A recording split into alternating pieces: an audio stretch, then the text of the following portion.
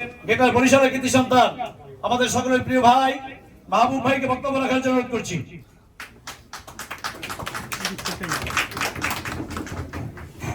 আসসালামু আলাইকুম। আজকের এই সম্বর্ধনা অনুষ্ঠানের সম্মানিত মেহমান, সম্বর্ধিত ব্যক্তি জনাব Joynal Abedin, senior advocate, Bangladesh supreme court, জাতীয়তাবাদী বাংলাদেশ জাতীয়তাবাদী দল বিএনপির সহসভাপতি, মঞ্চে উপস্থিত গ্রেটার লন্ডন বিএনপির সম্মানিত সভাপতি, আমাদের প্রধান অতিথি, মঞ্চে উপস্থিত বিশেষ অতিথি গ্রেটার ইউকের সম্মানিত সাধারণ সম্পাদক প্রফেসর এম আহমেদ ভাই, মঞ্চে উপস্থিত অন্যান্য নেতৃবৃন্দ, আসসালামু আলাইকুম।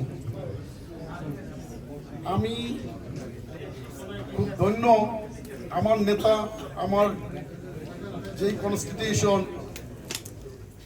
বরিশাল ৩ আসন, মুরাদি বাবুগঞ্জ আসনের আমার প্রাণপ্রিয় নেতাকে আজকে আমাদের মধ্যে পেয়ে আমি খুবই আনন্দিত, যেই কারণেই এই অনুষ্ঠান আয়োজন করা হয়েছে। আমি সরকারের যেই 15 বছরের যে দুর্নীতি, এই ব্যাপার নিয়ে কিছুই বলবো না, কারণ আপনারা সবাই জানেন। আমি শুধু বলবো 2 মিনিটের মধ্যে আমার নেতাকে পরিচয় করে দেওয়ার জন্য। আমরা ভীষণ সৌভাগ্য মুরাদি বাবুগঞ্জবাসী যে তার মতো একজন সৎ, নির্ভীক আইনজীবী এবং রাজনীতিবিদ পেয়েছি। সৎ লোকের খুবই অভাব, সব রাজনীতিবিদেরও অভাব, যেটা আমরা গত 15-17 বছর দেখেছি। সেই দিক থেকে আমি বলতে পারবো আমার নেতা খুবই একজন ভালো, সৎ, ধর্মপরায়ণ, সহানুভূতিশীল, আমাদেরকে সব সময়ই তিনি স্নেহ করেন। আমি তার সুস্বাস্থ্য কামনা করি। তার সম্বন্ধে একটু বলবো,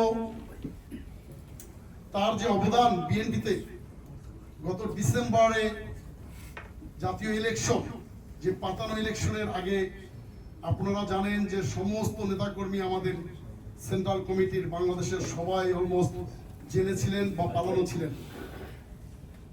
আমার দেখা, আমি তখন বাংলাদেশে ছিলাম, বিএনপিকে বাংলাদেশে যদি কেউ ওই মুহূর্তে রিপ্রেজেন্ট করে থাকে সেটা আমার নেতা, যে পালায়নি, যার সাথে আমার তার চেম্বারে কথা হয়েছে দীর্ঘ 1.5 ঘন্টা।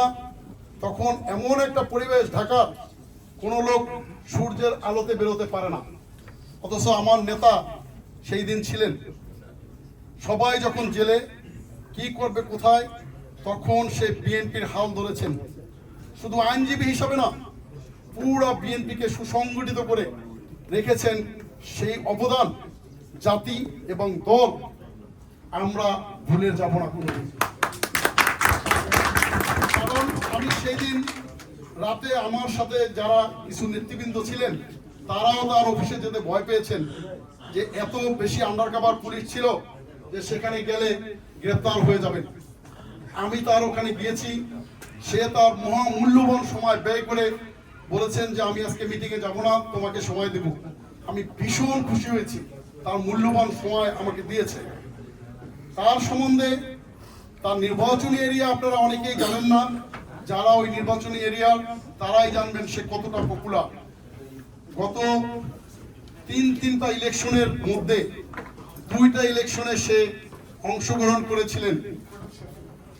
এই 2 ইলেকশনেই তার জনপ্রিয়তা এত আকাশচুম্বী ছিলেন, সরকারের সমস্ত শক্তি প্রয়োগ করার পরেও সে মাত্র অল্প ভোটের ব্যবধানে হেরেছেন। ইভেন তার যে নির্বাচনী এরিয়া, তার যে জন্মস্থান, আমার জন্মস্থান, সেখানে 19টা কেন্দ্রে সেই মহা দুর্যোগের সময়ও সে বেশি ভোট পেয়েছেন। ইলেকশনে পরাজিত হবেন সে জানে, ইলেকশন সে অলমোস্ট ওয়াকওভার দিয়ে দিয়েছে। তারপরে জনগণ শক্তভাবে গোলকিপারের মতো ভূমিকায় ছিলেন। যেখানে পেরেছে সেখানে সে উইন হয়েছে। শুধু বাবুগঞ্জে সেখানে গৌর নদীর সন্ত্রাসী লোকজন ভোট বাক্স ছিনিয়ে নিয়ে এবং সরকারের মেকানিজমের দ্বারা তাকে অপারগতা প্রকাশ করেছেন ডিসি যে আমি পারলাম না। কারণ সেখানে হাসিনার ভাই শীর্ষ সন্ত্রাসের যে বরিশালের কর্ণধার আবুল হাসান আব্দুল্লাহ তাকে জেতাতে দেয়নি।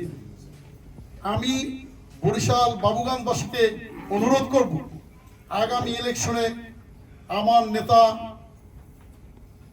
বরিশাল বাবুগঞ্জ থেকে আমরা সবাই যাব, তাকে আমরা নির্বাচিত করব বিপুল ভোটে। শুধুমাত্র ভোটে নির্বাচিত করার পরেও তার যে মূল্যায়ন গত এই 15-18 বছর এবং গত ডিসেম্বরে একমাত্র ব্যক্তি যে আমাদের যে রিজভী সাহেব, সে মিডিয়ায় কোন অজ্ঞাত স্থান থেকে সে শুধু দলকে পরিচালনা করছে, আর যদি প্র্যাকটিক্যালি কেউ রাজপথে থাকে সে আমার নেতা। সেই অবদানের কারণে আমি মালেক ভাই, কয়সার ভাইয়ের মাধ্যমে আমাদের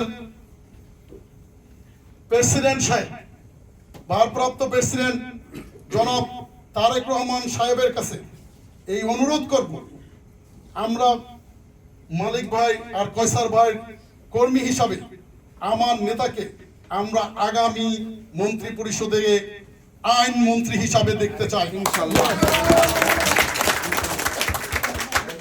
আমি তো অনুরোধ করব কয়সার ভাই এবং মালিক ভাই, আমরা যারা আপনাদের কর্মী, আমরা যারা আপনার কর্মী, কয়সার ভাই আর মালিক ভাই আমাদেরকে হতাশ করবেন না। আপনারা আমার নেতাকে এই মেসেজ দিবেন, আগামীতে আইন মন্ত্রী হবেন আমার নেতা ব্যারিস্টার জয়নাল আবেদীন সাহেব। এই বলে আমি আমার বক্তব্য শেষ করছি। আপনাদেরকে ধন্যবাদ জানাই আপনাদের মূল্যবান সময় দেওয়ার জন্য। আসসালামু আলাইকুম। বাংলাদেশ জিন্দাবাদ। শহীদ জিয়া অমর হোক।